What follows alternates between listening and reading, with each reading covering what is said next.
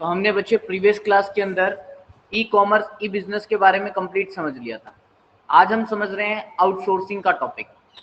देखो हमने पहले भी डिस्कस किया था बच्चे कि जो एक बिजनेस होता है उस बिजनेस को चलाने के लिए उसके पास बहुत सारे एक्टिविटीज होते हैं, तो वो हर एक एक्टिविटीज को खुद से नहीं कर सकता, क्योंकि बच्चा अगर वो हर एक एक्टिविटी को खुद से करेगा तो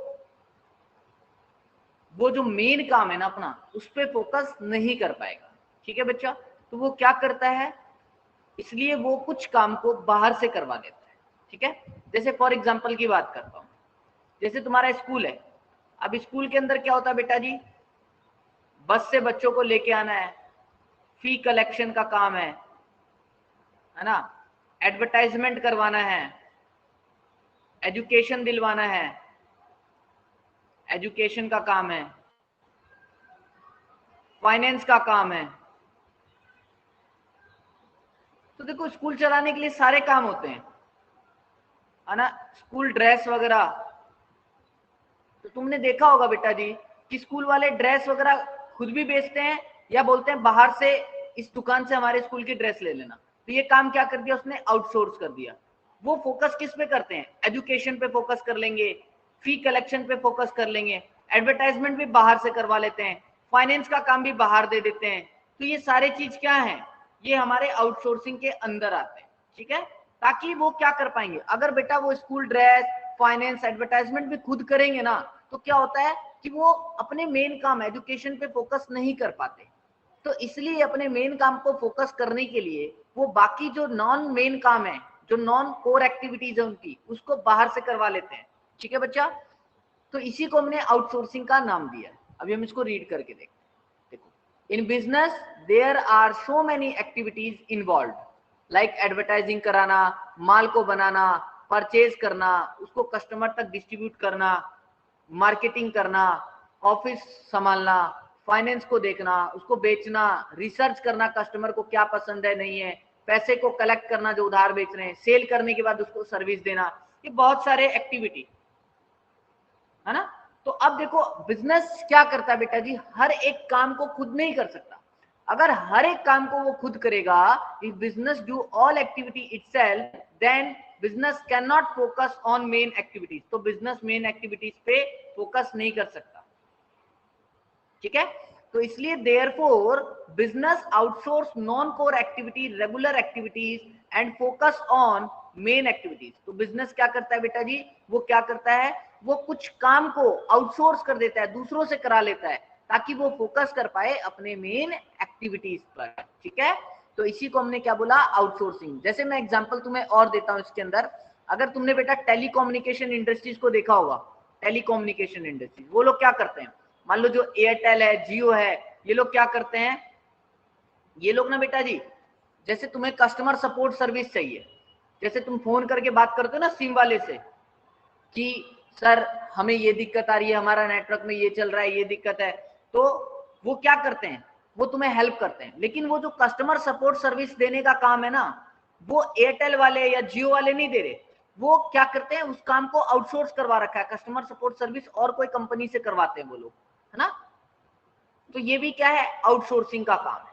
ठीक है बच्चा, तो तुम्हें ये जानना है कि सर आउटसोर्सिंग क्या होता है, मैंने तुम्हें ये बात क्लियर कर दी। तो और अगर तुम्हें मैं आउटसोर्सिंग का कुछ एग्जांपल दूं तो मैं आउटसोर्सिंग का और एग्जांपल देना चाहूंगा तुम्हें। देखो मान लो ये व्यक्ति है बेटा, इसका नाम है श्रीजी स्वीट्स, इनकी दुकान है बेटा श्रीजी स्वीट्स।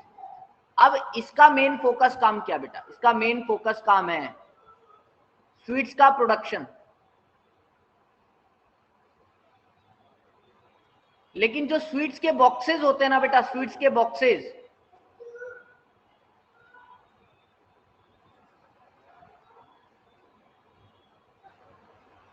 तो हम बात कर रहे थे बेटा कि एक श्रीजी स्वीट्स की दुकान है मान लो, इसका मेन काम क्या बेटा, प्रोडक्शन करना। अब क्या होता है कि ये लोग प्रोडक्शन में और कस्टमर को प्रोडक्ट सेल करने में इतने बिजी होते हैं बेटा कि इनके पास स्वीट्स के बॉक्सेस बनाने के लिए टाइम नहीं होता। अब बेटा जी एक तो इनको स्विच के बॉक्स को बनाने का नॉलेज नहीं है, इतना खास स्पेशलाइजेशन नहीं है। पहली बात याद रखना, स्पेशलाइजेशन इन लोगों को नहीं है। अगर ये स्विच के बॉक्स खुद बनाते हैं तो इनको बेटा एक अलग से डिपार्टमेंट बनाना पड़ेगा, जहां पे ये अपने लोग बैठाएंगे, एम्प्लॉय बैठाएंगे। तो इससे क्या होगा, ये कॉस्टली पड़ेगा। एक तो बनाना नहीं आया, इतना अच्छा नहीं बना पाएंगे, दूसरा कॉस्टली भी पड़ेगा इनको, खुद से बनाते हैं तो। तीसरी बात, अब खुद से बनाते हैं तो बेटा can't focus on main work, can't focus on main work. अब मेन वर्क क्या था जी इनका, मेन वर्क ये था कि स्विच का प्रोडक्शन करना और उसको बेचना। तो बेटा इन्होंने क्या सोचा कि एक रमा बॉक्सेस वाले हैं, रमा बॉक्सेस, इन्होंने सोचा कि इन रमा बॉक्सेस वाले से हम लोग क्या कर लेते हैं, अपने मिठाई का डब्बा बनवा लेते हैं। तो श्रीजी स्वीट्स रमा बॉक्सेस को ऑर्डर देता है, कहता है कि मेरे शॉप के लिए तुम मिठाई के डब्बे बनाओगे, 1 किलो वाले, हाफ केजी वाले, 2 किलो वाले डब्बे बनाओगे और उसमें श्रीजी स्वीट्स का नाम छाप दोगे।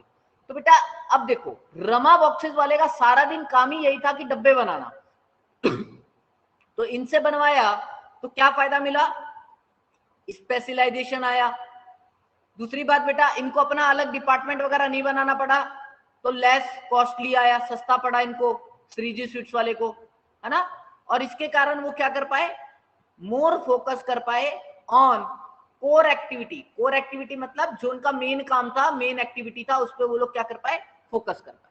तो तुमको ये समझना है कि जो डब्बे बनाने का इन्होंने काम बाहर किसी से करवाया, दिस इज नोन एज बेटा आउटसोर्सिंग। इसको हम आउटसोर्सिंग का नाम देंगे। ओके, तो अब देखते हैं हम लोग आगे। इतना क्लियर हुआ सभी को? देखो, for example like advertisement services of its product can be done by the company itself. एक कंपनी अपना एडवर्टाइजमेंट खुद भी कर सकती है बेटा जी, या फिर उस काम को, उस एडवर्टाइजमेंट को एडवर्टाइजिंग एजेंसी से करवा सकती है। देखो, कंपनी खुद करेगी ना एडवर्टाइजमेंट, तो कंपनी को इतना नॉलेज नहीं होता बेटा कि कब एडवर्टाइजमेंट करना है, कहां पे करना है, किस किस मैनर में एडवर्टाइजमेंट करना है। लेकिन जो एडवर्टाइजमेंट कंपनीज हैं, जिनका काम ही सारे दिन एडवर्टाइजमेंट करने का है, वो अच्छा आइडिया दे पाएगी बेटा, कैसे एडवर्टाइजमेंट करना है, कहाँ करना है, नहीं करना, सब कुछ।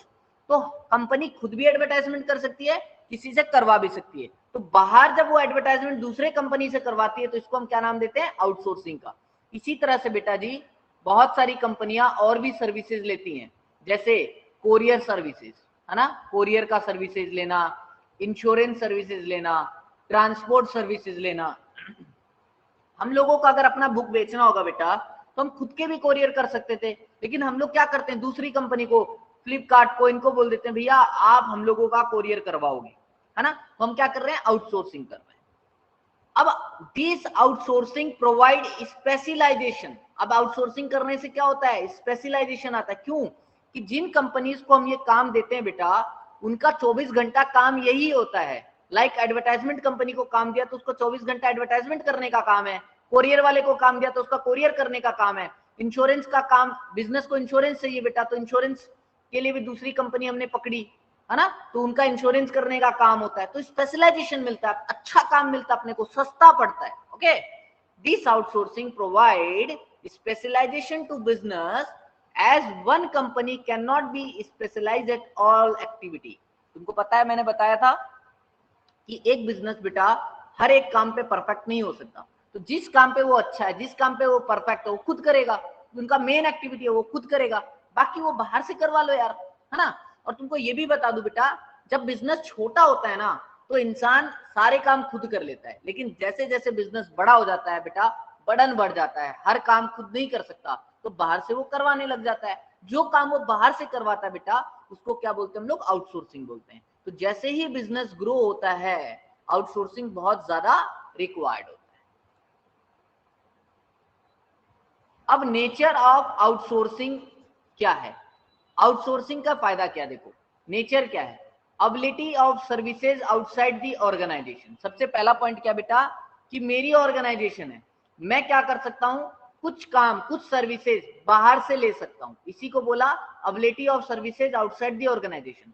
तो बिजनेस जो ऑर्गेनाइजेशन है बच्चा, कुछ सर्विसेज को आउटसाइड ऑर्गेनाइजेशन से करवाता है, जो कि उनके काम के अंदर वो लोग क्या होते हैं, स्पेशलिस्ट होते हैं। जैसे मेरे को एडवर्टाइजमेंट कराना है, बाहर की कंपनी से करा लिया। फाइनेंस का काम कराना है बेटा, बड़ी बड़ी डिलॉयट कंपनी जैसी कंपनीज है बेटा, जिनसे मैं क्या कराता हूँ, फाइनेंस का काम कराता हूँ। उनका बेटा जिंदगी भर उनका काम ही यही है, फाइनेंस का काम संभालना, है ना, अकाउंटिंग संभालना।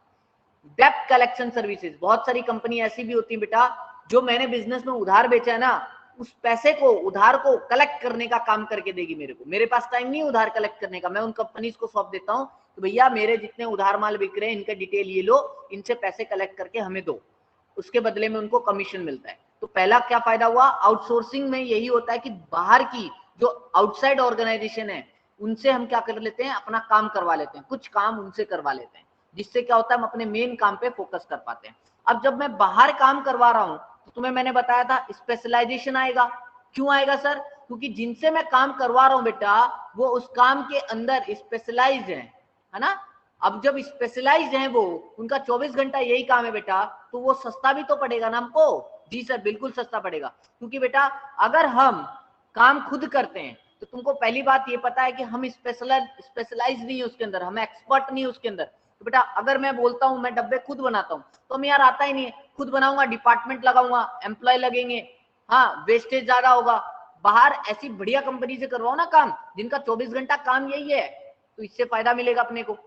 So if organization do all activity, it will be costlier to them as they are not specialized in all, which lead to wastage, जिससे वेस्टेज होता है। लेकिन जब मैं आउटसोर्सिंग कराता हूं तो बेटा वो सस्ता पड़ता है, क्योंकि बेटा उनका काम है लार्ज स्केल पे काम करना, मैं छोटे लेवल पे काम करूंगा बेटा, अपने लिए डब्बे बनाऊंगा।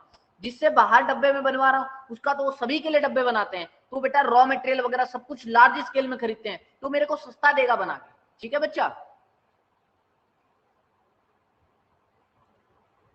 नेक्स्ट, और क्या फायदे होते हैं, और नेचर देखो, increase efficiency of the user, बहुत अच्छी बात है बेटा। अब तुम सोचो ना, तुमको मैं कह रहा हूं कि तुम्हें घर का भी काम करना है, बर्तन मांजने, कपड़े धोने, झाड़ू लगाने, हर काम करना है, तो तुम क्या अपने पढ़ाई पे पूरी तरह फोकस कर पाओगे? नहीं। अब बेटा सारे काम मैंने बोला बेटा, तुम्हारा कोई काम नहीं है घर पे, कुछ नहीं करने का, तुमको पढ़ने का बस, तो तुम्हारी एफिशिएंसी बढ़ गई ना, तुम सिर्फ पढ़ाई पे ज्यादा ध्यान दे रहे हो, तो ऑटोमेटिक तुम्हारा टाइम बढ़ गया पढ़ाई की तरफ, तो एफिशिएंसी बढ़ गया। इसी तरह जब फर्म ने क्या किया बेटा, कुछ काम जो कि पहले वो खुद कर रहा था, तो मेन काम पे फोकस नहीं कर पा रहा था, अब उन काम को बाहर से करवाने लग गया, तो मेन काम पे पूरा फोकस कर पाया, उस पर एफिशिएंसी ज्यादा डाल पाया, है ना।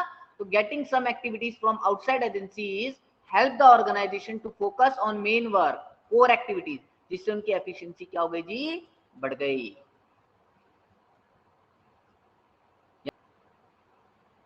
चलो, अब हमें आउटसोर्सिंग की जरूरत क्यों पड़ती है बेटा, वाई वी नीड आउटसोर्सिंग। और आउटसोर्सिंग ऑफ सर्विसेज को बीपीओ भी बोल सकते हैं बेटा। आउटसोर्सिंग दो तरह से होता है, बीपीओ और केपीओ।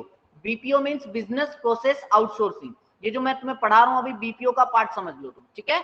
फिर हम नेक्स्ट लेक्चर में बेटा केपीओ पढ़ेंगे, ठीक है। KPO means knowledge process outsourcing. अब देखो सर, मैं आउटसोर्सिंग क्यों कराना चाहता हूं। सर देखो ना, अगर मैं डब्बे बनाता तो हो सकता था मैं अच्छे डब्बे नहीं बना पाता, क्यों, मैं स्पेशलाइज नहीं हूं, आपको पता है सर। अगर मैं एडवर्टाइजमेंट का काम करता तो मैं अच्छा एडवर्टाइजमेंट का नहीं कर पाता, क्यों, मेरा मेन काम क्या है सर, मिठाई बेचना, तो मैं अच्छी तरह एडवर्टाइजमेंट नहीं कर सकता, क्यों, मेरा दिमाग एडवर्टाइजमेंट में नहीं चलता सर। तो मैं अगर एडवर्टाइजमेंट बाहर से करा रहा हूं, अगर मैं डब्बे बाहर से बनवा रहा हूं, तो पक्की बात है मेरे को जो सर्विस मिलेगा अच्छे क्वालिटी का मिलेगा। क्यों मिलेगा बेटा अच्छे क्वालिटी का, क्योंकि जब एक ऑर्गेनाइजेशन हर एक काम को करेगा तो उसमें वो स्पेशलाइज तो है नहीं, तो बेटा बाहर से जब काम लेगा तो जिन व्यक्तियों से वो काम करवा रहा है वो व्यक्ति क्या है, स्पेशलाइज्ड हैं, अपने अपने फील्ड के अंदर वो लोग स्पेशलाइज्ड है बेटा, है ना। तो मुझे अच्छे काम मिलेंगे, है ना, अच्छा डब्बा बना मिलेगा, अच्छे एडवर्टाइजमेंट करके देगा सामने वाला व्यक्ति। जी सर, इसलिए मेरे को आउटसोर्सिंग करा लेना चाहिए। ठीक है सर। अगर बेटा मैं खुद से करता, आउटसोर्सिंग नहीं कराता, तो तुम्हें मैंने बताया बड़े बड़े डिपार्टमेंट मेरे को सेटअप करना पड़ता बेटा जी, है ना, एम्प्लॉय लगाता, उसका बिजली का खर्चा, पानी का खर्चा, बेटा बहुत सारे फिक्स इन्वेस्टमेंट्स लग जाते मेरे पे। तो अगर मैं आउटसोर्सिंग बाहर दे देता हूं, मेरे को कोई डिपार्टमेंट खुद का एस्टेब्लिश करने का जरूरत नहीं पड़ेगा, है ना। तो इससे क्या हुआ बेटा, मेरा फिक्स इन्वेस्टमेंट क्या हो गया, बच गया। अगर आउटसोर्सिंग में कराता हूं तो no need to establish separate department of advertising. अगर मैं एडवर्टाइजिंग का काम खुद करता तो एडवर्टाइजमेंट का डिपार्टमेंट बनवाना पड़ता, ट्रांसपोर्ट का काम खुद करता तो ट्रांसपोर्टिंग का काम खुद कराना पड़ता, डिपार्टमेंट बनाने पड़ते। अब बेटा मैं बाहर से करवा रहा हूँ तो इनके डिपार्टमेंट नहीं बनाने पड़ते, डिपार्टमेंट नहीं बनाना पड़ रहा तो बेटा इन्वेस्टमेंट नहीं करना पड़ रहा मेरे को, है ना, बाहर से सस्ते में काम हो जा रहा है। तो इसलिए बेटा आउटसोर्सिंग इसलिए भी कराना चाहिए ताकि फिक्स इन्वेस्टमेंट से बच पाओ और अच्छे काम मिल पाए, गुड क्वालिटी का सर्विस मिल पाए आपको। और देखते हैं sir, smooth running of business, जो मेरा कारोबार है वो अच्छी तरह चल पाएगा। सर कारोबार अच्छी तरह कब चल पाएगा बेटा? जैसे मैंने बोला तुम पढ़ कब पाओगे अच्छी तरह? जब भी ना पढ़ पाओगे, जब तुम्हें और काम से डिस्ट्रैक्शन ना हो, तुम्हें और काम से डिस्टर्बेंस ना हो, जब भी तुम अच्छी तरह पढ़ पाओगे। सिमिलरली बिजनेस अपने मेन काम पे जब भी फोकस कर पाएगा, फालतू के जो छोटे मोटे काम है जो और बाहर किसी से करवा सकता है तो उससे करवा लो ना भैया, आप मेन काम पे पूरा पूरा फोकस डालो ना, है ना। तो आउटसोर्सिंग कराने से क्या होता है, मैं अपने बिजनेस को स्मूथली चला पाता हूँ। Outsourcing of services is needed to run the business smoothly. Attention of business get distracted from various small thing, बच जाता है, जो बिजनेस का डिस्ट्रैक्शन है वो बच जाता है और फोकस कर पाता है मेन एक्टिविटी पे, पूरा पूरा वो फोकस कर पाता है। ठीक है बच्चा, तो ये तुम्हारा था कि आपको आउटसोर्सिंग की नीड क्यों थी। ठीक है, अब हम देखेंगे टाइप्स ऑफ आउटसोर्सिंग, कि किस किस तरह के काम को हम बाहर से करवा सकते हैं। एग्जांपल्स बता रहा हूं बेटा कुछ में, कि क्या क्या टाइप्स होते हैं हमारे आउटसोर्सिंग के। जैसे मैंने बोला बेटा जी कि बिजनेस को क्या कराना पड़ता है, लाइक बेटा मेरा बिजनेस है तो मेरे को उसका फाइनेंस का काम करवाना पड़ेगा कि नहीं।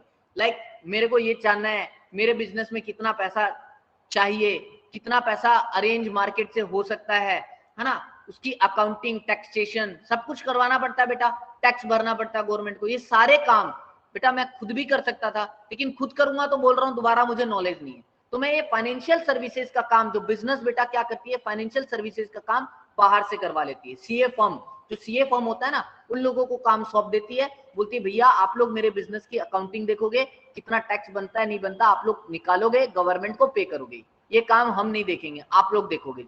तो वो लोग बाहर वाले जो लोग हैं, बाहर वाली जो एजेंसीज हैं वो देखती है, तो ये काम हो जाता है बेटा। तो बिजनेस को चलाने के लिए क्या चाहिए सर, फाइनेंस चाहिए। फाइनेंस चाहिए ना जी सर, तो बिजनेस स्मूथली फाइनेंस ले सकता है किनकी मदद से, इन कंपनीज की मदद से। ये कंपनीज क्या करेंगी बेटा, बिजनेस को फाइनेंस रेज करने में मदद करेगी। तो फाइनेंशियल सर्विसेज के अंदर जो सबसे पहला पॉइंट आता है बेटा तुम्हारा, फैक्टरिंग फैसिलिटी। फैक्टरिंग फैसिलिटी का मतलब क्या होता है, देखो बेटा बिजनेस क्या करता है, कस्टमर को जो भी माल उधार बेचता है बेटा, तो अब कस्टमर से पैसा रिकवरी करना है और समय पे रिकवरी करना है, ताकि बेटा मेरा उधार में ज्यादा पैसा ना फंसा हुआ रहे। तो बेटा ये जो रिकवरी का काम है ना, मैं क्या कर देता हूं, बाहर की कंपनीज को दे देता हूं। अब वो बाहर वाली जो कंपनी है वो क्या करती है बेटा, अब ये बाहर की कंपनी का मतलब ये मत समझ लेना कि इंडिया से बाहर, ये इंडिया के अंदर भी हो सकती है, इंडिया की बाहर की भी कंपनी हो सकती है, डजेंट मैटर। ठीक है बेटा जी, तो किसी को भी दे सकता हूं मैं। तो वो मेरे लिए क्या करेंगे बेटा, जो फैक्ट्री एजेंसीज होती है जो ये सर्विसेज प्रोवाइड करती है, ये कलेक्ट करती है मनी फ्रॉम डेटर, जिनको मैंने उधार बेचा है उनसे पैसे कलेक्ट करती है एज सुन एज पॉसिबल, और कलेक्ट करके बेटा बिजनेस को ये प्रोवाइड करा देती है पैसा, और बदले में इंटरेस्ट या कमीशन वगैरह उनको देती है बिजनेस, है ना। तो इससे क्या होता है बेटा, मेरा उधार तो बिका लेकिन पैसा जल्दी कलेक्ट हो गया इन कंपनीज की मदद से, तो मेरा पूंजी जो है क्रेडिट सेल्स के अंदर फंसा नहीं रहा, मेरा पैसा क्रेडिट सेल्स के अंदर फंसा नहीं रहा, मैं इजिली बिजनेस अपना चला पा रहा हूं। ठीक है, तो मैंने फाइनेंशियल सर्विसेज में क्या बोला बेटा, कि जो आउटसाइड एजेंसी मुझे आउटसोर्सिंग जो मैं कर रहा हूं, इसमें पहला काम करता हूं आउटसोर्सिंग में फाइनेंशियल सर्विसेज का। इसमें क्या होता है, ये एजेंसी क्या करती है बेटा, जो बिजनेस को पैसे की रिक्वायरमेंट होती है ना, उस रिक्वायरमेंट को पूरा करने में मदद करती है, बिजनेस को बाहर से पैसे रेज करने में मदद करती है, लोगों से, बैंक से, इनसे रेज करने में मदद करती है ना। और फैक्टरिंग फैसिलिटी में ये क्या करती है बेटा, कि कंपनीज को, जो कंपनी ने उधार माल बेचे हैं उनके पैसे को कलेक्ट करने में मदद करती है, ताकि उनका पैसा क्रेडिट सेल में फंसा हुआ ना रहे। ठीक है, दूसरा ये लोग जो फाइनेंशियल सर्विसेज के अंदर अपनी सर्विस देते हैं बेटा, ये देते हैं merchant banking services. Merchant banking services बड़े ध्यान से समझना बेटा, देखो मैंने तुम्हें पहले बताया था बेटा, कंपनी को क्या करना पड़ता है कंपनी को बेटा, मान लो रिलायंस की कंपनी है, रिलायंस लिमिटेड। अब बेटा रिलायंस को क्या करना है, बहुत सारे लोगों से पैसा लेना है। अब ये पैसे जो लेगी लोगों से, तो रिलायंस क्या करेगी बेटा, इनको सिक्योरिटीज इशू करेगी, सिक्योरिटीज। अपने ही कंपनी के शेयर्स, डिवेंचर इशू करेगी। ठीक है, तो अब शेयर डिवेंचर इशू करने के लिए बेटा बहुत सारा प्रोसीजर है, बहुत सारे प्रोसीजर को पालन करना पड़ता है ना। जैसे बेटा प्रोस्पेक्टस छपवाना, प्रोस्पेक्टस छपवाना, प्रोस्पेक्टस का मतलब क्या होता है बेटा, एक डॉक्यूमेंट होता है जिसके अंदर रिलायंस के बारे में लिखा रहेगा। अब ये यूजर्स क्या करेंगे बेटा, इस प्रोस्पेक्टस को पढ़ेंगे, पढ़कर डिसीजन लेंगे कि भैया रिलायंस में पैसा लगाएं या नहीं लगाएं। तो बेटा ये प्रोस्पेक्टस छपवाने का काम। एप्लीकेशन फॉर्म, एप्लीकेशन फॉर्म का मतलब ये समझ लो फिलहाल के लिए बेटा कि जो लोग शेयर खरीदना चाहते हैं इस एप्लीकेशन फॉर्म को फिल करेंगे, अपनी डिटेल भरेंगे कि भैया हमें कितना शेयर खरीदना है, नहीं खरीदना। तो इस तरह का कुछ प्रोसीजर होता है बेटा। ठीक है, और ये अच्छी तरह आप जब 12th में अकाउंट करोगे तो धीरे धीरे और समझोगे कि क्या कैसे शेयर इशू किया जा सकता है। ठीक है बेटा, तो रिलायंस को जब लोगों से पैसे लेना बेटा तो उसको सिक्योरिटीज इशू करने पड़ते हैं, लाइक शेयर्स एंड डिवेंचर। अब इन शेयर एंड डिवेंचर को इशू करने के लिए बहुत सारे प्रोसीजर है ना। अब उस प्रोसीजर को कंपनी खुद भी पूरा कर सकती थी, लेकिन बेटा ये लीगल फॉर्मेलिटीज कंपनी क्या करती है, बाहर की आउटसाइड एजेंसी से ये काम करवा लेती है, जिसको बोलते हैं बेटा मर्चेंट बैंकर्स, मर्चेंट बैंकर्स। अब ये मर्चेंट बैंकर्स क्या करते हैं बेटा, कंपनी को मदद करते हैं पैसे रेज करने में। तो बेटा कैसे कंपनी पैसे रेज करेगी, ये जितने भी प्रोसीजर होते हैं ना, इन सभी प्रोसीजर को मर्चेंट बैंकर क्या करते हैं, पूरा करवाते हैं। अब पूरा करवाएंगे तो ऑटोमेटिक है कंपनी के पास पैसे आ जाएंगे, है ना। तो देखो देखते हैं हम, in order to raise fund, पैसे को रेज करने के लिए पब्लिक से need to issue shares and debenture, shares and debenture issue करने पड़ते हैं। Therefore it include many activities, उसमें बहुत सारे एक्टिविटीज होते हैं। तो मर्चेंट बैंकर क्या करते हैं बेटा, इन एक्टिविटीज को परफॉर्म करते हैं ताकि कंपनी को क्या हो जाए, पैसा मिल जाए। जैसे मैंने बोला प्रोस्पेक्टस का तैयार करना, एप्लीकेशन फॉर्म को छपवाना, जो भी लीगल फॉर्मेलिटीज है बेटा उन सभी को कंप्लीट करना, और जो कंपनी के शेयर्स हैं, डिवेंचर्स हैं, इसको स्टॉक मार्केट के अंदर क्या कराना पड़ता है, हमें लिस्टेड कराना पड़ता है बेटा।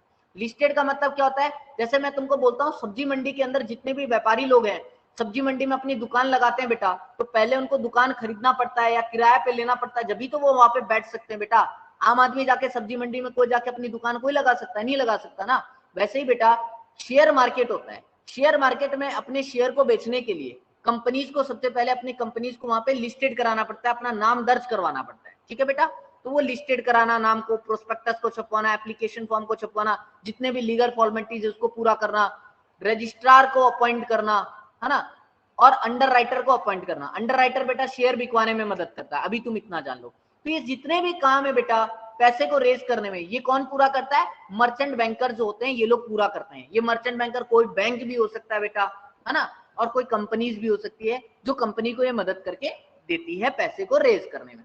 तो तुम मर्चेंट बैंकिंग सर्विसेज भी बेटा खुद भी कर सकते थे, बाहर भी करा सकते थे, लेकिन ज्यादातर कंपनियां क्या करती है बेटा, आउटसाइड एजेंसीज को हायर करती है और इनसे ये काम करवा लेती है। तो ये भी एक आउटसोर्सिंग का काम हुआ।